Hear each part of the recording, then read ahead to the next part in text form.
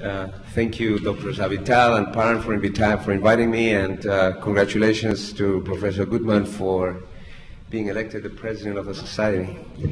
Today I'm going to talk about something that is more realistic, nothing with mental training. We're going to talk about reoperative surgery of the G junction. Why do we think that this is an important topic? I think we're operating a lot on the G junction due to the development of new optoelectronic instrumentation, EUS, endoscopic procedures, the introduction of minimally invasive surgery that has dramatically improved our visualization of that area, sophisticated studies, pH manometries that allow us to identify patients with achalasia, with reflux. Obviously, an epidemic of obesity and with it of reflux, Barrett's esophagus, and distal esophageal cancer.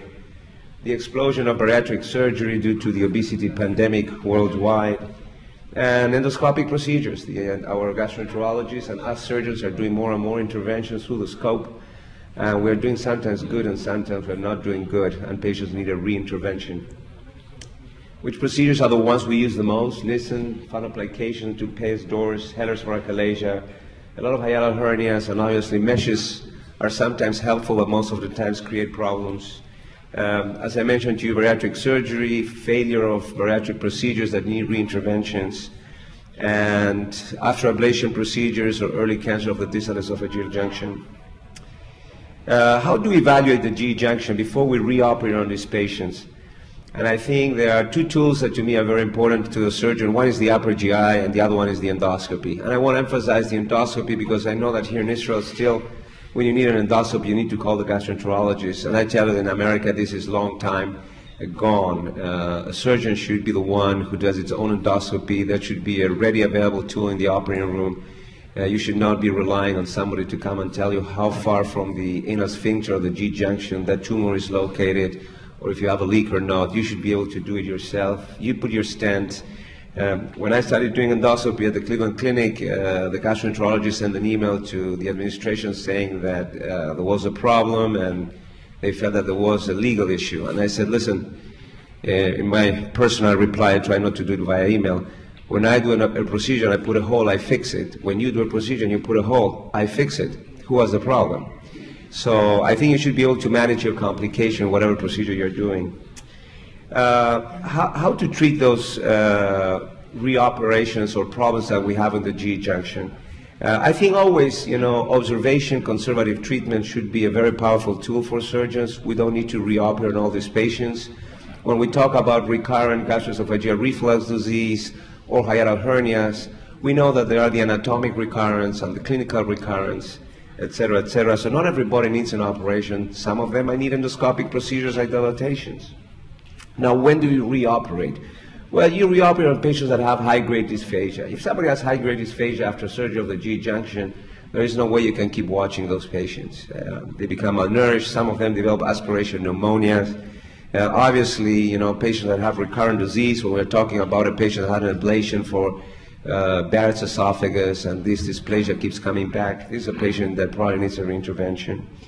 Obviously, when you have major alterations of the anatomy, poor response of conservative treatment, and as we see with meshes and with bariatric surgery, fistulas. Fistulas of the G junction, to me, are a hot topic in our practice. We see a lot of those. Risk of reoperation, the anatomy is totally distorted. There are a lot of adhesions. And as you can see here, from papers taken from 2004, it has high morbidity and it has also a much higher mortality. When we're talking about morbidities of 40% and mortalities of close to 5%, we've got to be very careful whom we operate, why will we operate, and what are we going to do in the operating room. So always make sure you have good anatomical physiological studies, because before you go to an operating room, that you and your patients have real expectations what's going to happen. Get a proper consent. It's very important when you get sued.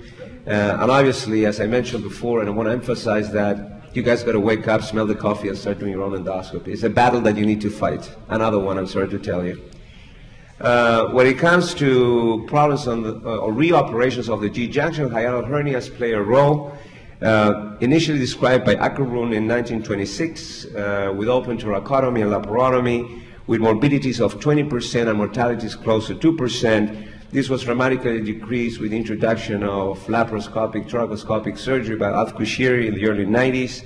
where the mortality became negligible. But still, you know, we see that 1 to 7% of patients that have a repair of a hiatal hernia through the laparoscope might need a reoperation. And why do we reoperate on these patients? Mesh erosions, ulcerations, strictures, and as I mentioned to you, dysphagia. I'm going to try to get in and out of these videos so that I can expedite and stay on time. But you know, even biologic meshes, as well shown in the literature by Hunter, Philippi, and others, create erosions and get you in trouble. So here you see a 70-year-old lady that presented to us 5 months later with what looked like was a stenosis of the GE junction.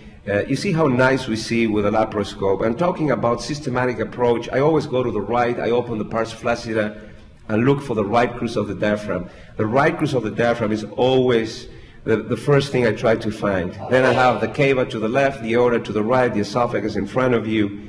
Sharp dissection, no need to use the bovie. No need to use harmonic scalpel, sharp dissection. If it bleeds, you can stop it at the moment. If it leaks, it's going to happen 3 days later.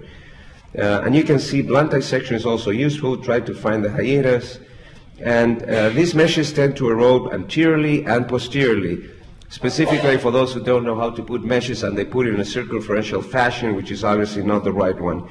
Here you can see how we can take down the wrap. And for some reason, when I get into the esophagus, I go always get in posteriorly. You're going to see in a second, I'm going to show you how I'm closing the esophagotomy. There is no way you can avoid getting into the esophagus when you can see here how the esophagus, the mesh, the left crus of the diaphragm are completely, here that's the esophagus, are completely scarred down. So this is a patient that we then decided to do a full dissection. I went into the operating room already ready to do a distal esophagectomy. And then I did an esophagogastrostomy in this lady. I mean, there was no way I could do a Roux one reconstruction on her because she was really severely malnourished. She did pretty good. She has bad reflux and we are treating her with PPIs. But again, she's again functional, she can eat, she can drink, and she's back playing tennis. Going back to my, my presentation, if I can find it, let me see. The next topic I'd like to talk about, besides hiatal hernias, is anti-reflux surgery. You have Rudolf Nissen on the left, you have Bernard Dallemayer in 1991, how they revolutionized the treatment of gastroesophageal reflux disease, because you had with the open approach failures that were from 9 to 30%, when with the laparoscopic approach we really half that incidence of failures. But we still see patients that need reoperations. This is data from John Hunter, published in Annals of Surgery, where you can see since the inception of laparoscopic gastroesophageal reflux disease, Nissen fundoplication, the number of reoperations started going up from 2% to 33%. You see the number of cases we are operating is sometimes excessive, and because of that, the more we will have to reoperate. I say that all the time in bariatric surgery. The more you do, the more it's going to happen, the more you have to take them back to the operating room. Why do they fail? Well, we know that there are the slip Nissen, that the wrap gets undone. There are a lot of reasons. A lot has to do with the technique of the surgeon, but also it has to do with poor patient selection and the wrong diagnosis. So just to show you what I think it's a very interesting tool when it comes to reoperative surgery of the GE junction is the use of the quill suture. We stopped using meshes for what I showed you before, and what we are doing now is we are trying to repair this with a two-proling quill suture, which is a braided suture, indentated. You can call it V-lock or Stratafix, depending on the company you work with. All my disclosures are online at the Cleveland Clinic. We are mandated to have this online, so if you want to know, I'm not in business with any of those. So sharp dissection, as I mentioned to you before, right crus of the diaphragm, as I mentioned to you before as well. Looking for the wrap. This is a patient that had a slipped wrap, as I mentioned also before. This is one of the main reasons why we have failure of Nissen fundoplication. That's the failure of the treatment of the crura. It's very important to close these crus from anterior and from posterior. I'm going to rush through these videos in the interest of time. You see how we're getting into the mediastinum. Now I'm trying to identify where is the wrap. Once I get the wrap undone, I don't fear a hole because I know I can close it. So having your suturing skills up to date is very important when doing these reoperations. And when we get the wrap totally undone, we decide then to close the hiatus the way it should be done. You see the right and the left cross are clearly, and this is the quill suture. You can see here the little teeth that it has. And the important thing is that you don't need to suture anymore. We run a tube proling. And this is not only important for us, because some of us are not very good with suturing, but for your residents, for your fellows. So it's a running suture. You're going to see how nice that suture is going to stay in place. You don't need to tie a knot, neither at the beginning nor at the end. And orthopedic surgeons use this to close the fascia. And once you are done with this, you put a clip at the end. I use a lapro tie. You can use a regular clip, and you cut it. And you have a very nice closure of the hiatus. So, having said that, other surgical procedures that we are involved in reoperating are failed Heller's esophagomyotomies. And now with the new nonsense invention of the poem, we're going to see a lot of these patients that are going to need not only long-term but acute reoperations because they're going to be perforating. We know that when we talk about Heller's, there is a endoscopic approach now that it's been evaluated. We have the surgical versus the non-surgical, the open versus the laparoscopy, the thoracoscopy versus the thoracotomy. But if you look at the literature and you review the literature carefully, and I can give you a talk about an hour about Heller's alone, the laparoscopic myotomy has the best results with 92% success rate compared to the medical treatment with botulinum toxin that has only a 32% success rate and a 50% repeat therapy. So if you ask me what is the gold standard to approach these patients, is laparoscopically and not thoracoscopically with minimal invasive and not with open approach. But still we see recurrence rates. These patients come back and they need reoperations. And in the literature you can read very few papers talking about reoperations. What's been quoted by Gokul et al. And was published in Annals of Surgery in 2009 was a reoperative rate of close to 5%. This is how we cook at home. It's about 18% our reoperative rate from patients that had Heller's myotomy. Some of them were early, and the early ones I counted in up to 4 weeks. Some of others were late, and the late ones were after 1 month. The early ones were always related to myself, to the surgeon. The late ones were probably related to the disease. You see that the technical related were bleeding, a herniation of the wrap because the crust wasn't properly closed by myself. And we had a patient that developed an obstruction, and one patient developed what was a fabulous case. We published it as a case report with a gangrenous cholecystitis and fistulized to the colon. So it's a colonic cholecystofistula. Fantastic case. I couldn't believe it that I will have that complication. In the interest of time, I'm not going to show you the redo Heller's. I'm going to show you bariatric surgery and the proximal gastrectomy, which I think is the core of my presentation. Here you have all the coryphees of bariatric surgery. Ed Mason, 1948, the father of bariatric surgery, still alive, sharp. I exchanged a lot of emails with him. Alan Whitgrove, first laparoscopy. Angelchik, I'm sure everybody remembers those prostheses. And Nikita Belashev with an adjustable gastric band. And Doug Hess, the first sleeve gastrectomy. I call him the grandfather of sleeve gastrectomy. And Michel Gagné, who is the father of the sleeve gastrectomy. The sleeve gastrectomy is a very peculiar procedure because what we do, it's a simple procedure. I mean, the oldest one I've done is 78 years old, the mother-in-law of our spine surgeon that came for back surgery. So the spine surgeon says to me, Raul, fix her back. I need to fix her back, so get her to lose 100 pounds. I did a sleeve, went fine, and the next year she came to see me, and I asked her, did you fix your back? And said, no, but I had Botox in my face. So, and one of the great things of the sleeve gastrectomy is that it's a procedure that has minimal or negligible morbidity and no mortality. And that's what it should be. It's the longest staple line in surgery. And one of the problems we see with sleeves are the leaks that they don't heal. It's the longest staple that we have in surgery. It can have distal obstruction, stricture, ischemia, hematomas, but this is also high pressure system. And this is research work we did here together with Moshe Rubin, showing clearly that the sleeve gastrectomy is a high pressure system. You see that the native stomach will have a pressure of approximately 34 millimeters of mercury. When you decrease it, the pressure goes up to 43 millimeters of mercury. So you have a high pressure system with a pylorus that is functioning as a distal obstruction, and for whatever reason, hematoma, tension, ischemia, you get a leak. This is never going to heal. There is no fistula in the gastrointestinal tract, neither in your neck, in your chest, in your belly, or in your anus, that is going to close if you have distal obstruction. So these are numbers that we published and presented in SWORD, the American Journal of Surgery, with 547 patients initially that we did a sleeve with a 61% excess weight loss at 2 years. But this is the strongest tool, the strongest message, 1.6% morbidity and negligible mortality. What was the most frequent complication we had with this operation were strictures. But we did have 2 leaks, one with a primary procedure, one with a reoperative procedure. And where do we see the leaks? The most of them are proximal. We classify the leaks in acute, early, late, and chronic, depending when they happen, and based on that, you can tailor your treatment as well. I'm going to rush this a little bit in the interest of time. How do we treat leaks of the gastroesophageal junction? You can observe them, you can drain them, you can stent them, or if not, you can put a T-tube, that we've done that as well. If not, you have to reoperate on them. And the take-home message is that after 12 weeks, when they are chronic, when there is a fistulous tract and a cavity there is no way that stent, clips, glues, or whatever you're going to try are going to help you to close that fistulous tract. You need to go back. You need to go back, and these patients need a proximal gastrectomy.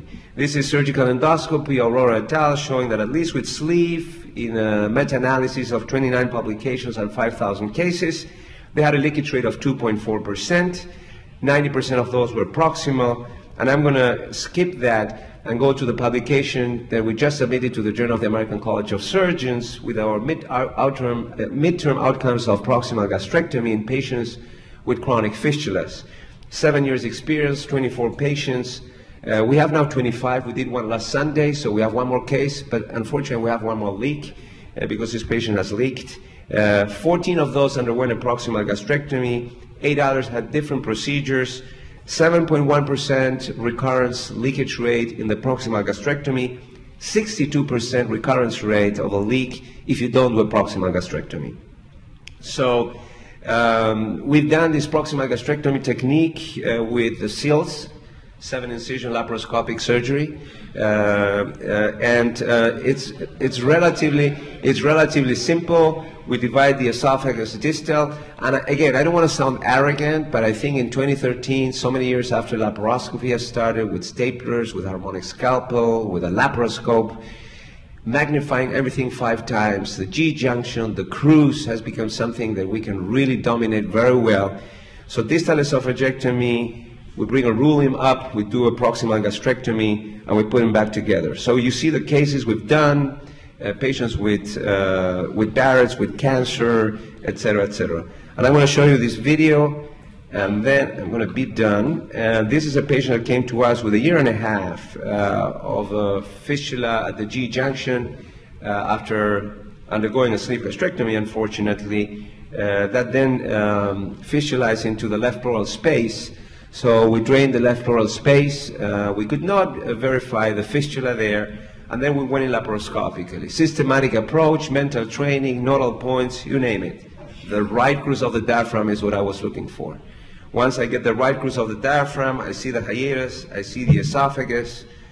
I'm using a little bit more of harmonic scalpel here than scissors because it was clean and I didn't want to have too much blood to identify structures.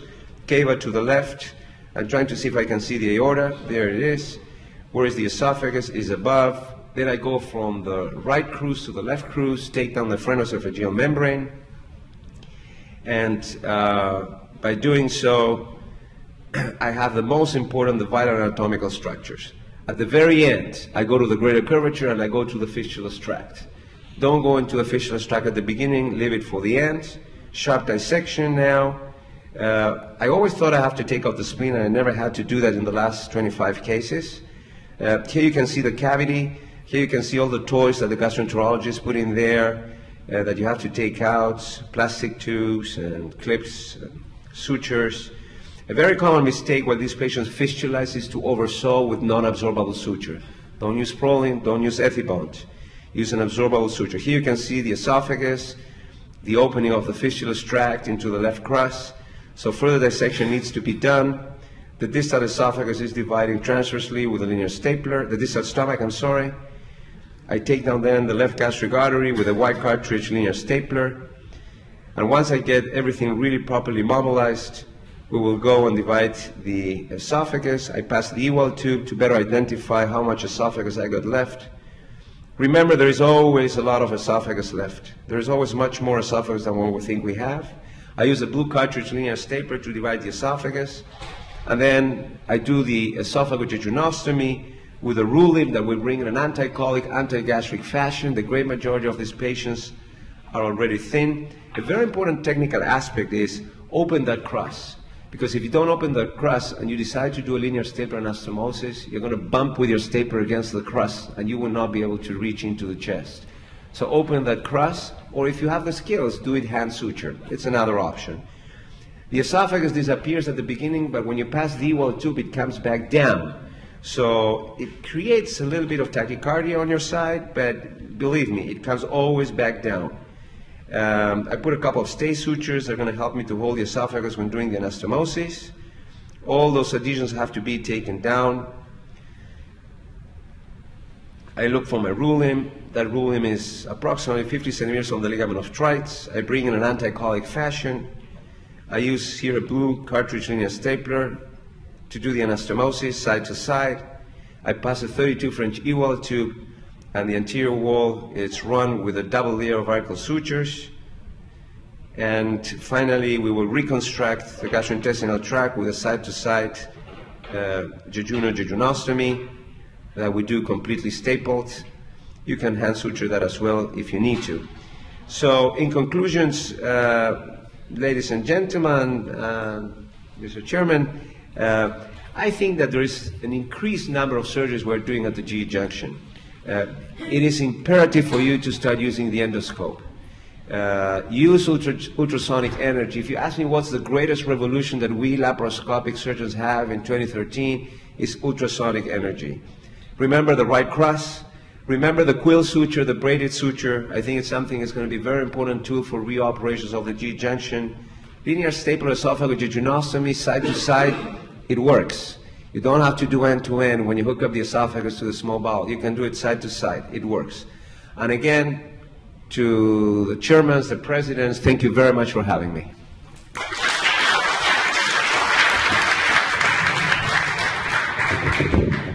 Dear Raul, I wish I could ask you to stay here more and share with us more and more from your huge experience in this complicated surgery.